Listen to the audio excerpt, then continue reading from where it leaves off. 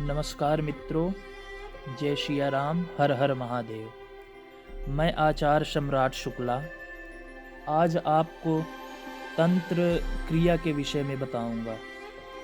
उससे पूर्व मैं आपको बताना चाहूँगा कि मेरे इस चैनल को लाइक करें, शेयर करें, सब्सक्राइब ज़रूर करें। अगर आपको कुछ भी समझ में नहीं आता है तो कमेंट भी आप कर सकते हैं, ताकि मेरी ये जो वीडियो YouTube में अपलोड होती हैं तो उसकी जानकारी आपको प्राप्त हो और इस वीडियो के माध्यम से आप जानकार हो सकें। तो आइए आज हम जानेंगे कि हमारे सगे संबंधी या जानकार जो भी हैं तो उनके ऊपर तंत्र क्रिया है या नहीं, इसको हम कैसे पता करें। तो सर्वप्रथम पहला लॉजिक ये है कि अगर आपको जिस भी व्यक्ति के ऊपर आपको शक हो कि इसके ऊपर तंत्र क्रिया है या नहीं है, तो उसको क्या करना है, जब वो रात में सोए तो एक लोटे में जल भरना है और उसके सिर के पास रख देना है। और सुबह उठना है तो उस जल को किसी बाग बगीचे में जाकर के छोटे से पौधे में डाल देना है। अगर बाग बगीचा नहीं है तो उस जल को किसी गमले में छोटा सा पौधा अगर लगा है तो उसमें डाल देना है। डालने के बाद ये क्रिया आपको एक आध हफ्ते 2 हफ्ते करना है। कभी कभी तो ऐसा होता है कि 3 दिन में ही वो छोटा सा पौधा सूख जाता है। अब दूसरा लॉजिक ये है कि रात को सोते समय एक हरा नींबू तकिए के नीचे रखें और प्रार्थना करें कि जो भी निगेटिव एनर्जी है इस नींबू में आ जाए। सुबह जब आप उठेंगे तो अगर आपके ऊपर तंत्र क्रिया है तो वो नींबू जो है तो मुरझाया हुआ होगा या उसका रंग काला हो गया होगा।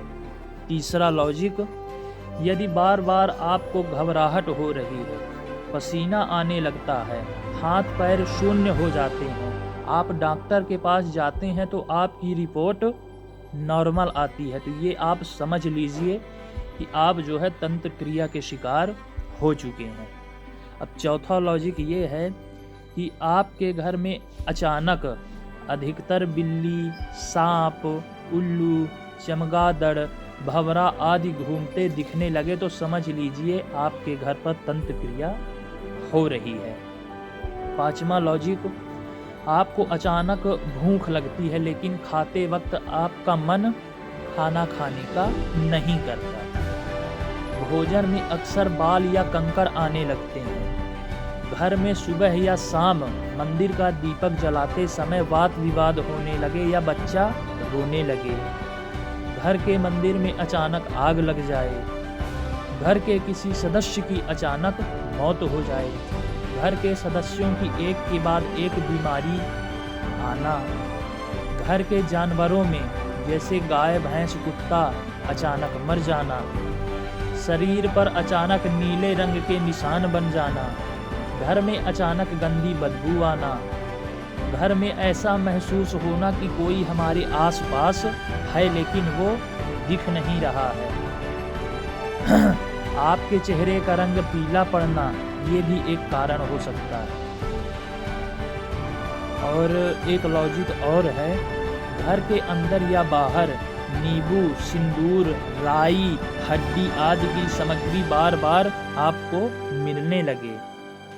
चतुर्दशी या अमावस को घर के किसी भी सदस्य या आप अचानक बीमार हो जाएं या चिड़चिड़ापन आपको आने लगे।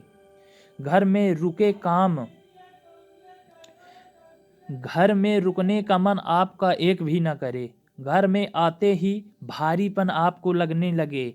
जब आप बाहर रहो तब ठीक रहो, लेकिन अगर आप घर में आते हैं तो आपका जो शरीर है वो भारी भारी महसूस करने लगे, तो ये आपको बिल्कुल समझ लेना है कि हमारे ऊपर जो है तो कोई भी व्यक्ति जो है तो तंत्र क्रिया कर रहा है और हम तंत्र क्रिया के शिकार हो रहे हैं। तो ये कुछ लक्षण हैं, ये आपको दर्शाते हैं कि आप तंत्र क्रिया के शिकार हैं या नहीं। चलिए, कुछ लक्षण हैं, इनको आप देखें और आप स्वयं समझें। अगर किसी भी प्रकार की आपको और जानकारी प्राप्त करना है तो हमसे आप संपर्क कर सकते हैं। हमारा संपर्क सूत्र 9958756654। किसी भी प्रकार की पूजन की जानकारी वगैरह अगर हमसे प्राप्त करना है तो आप हमसे निःशुल्क संपर्क कर सकते हैं। कुंडली निर्माण, कुंडली बनवाना, गृह वास्तु, सभी सुविधाएं हमारे पास उपलब्ध हैं। इसी के साथ वाणी को विराम। हर हर महादेव। जय विश्वनाथ।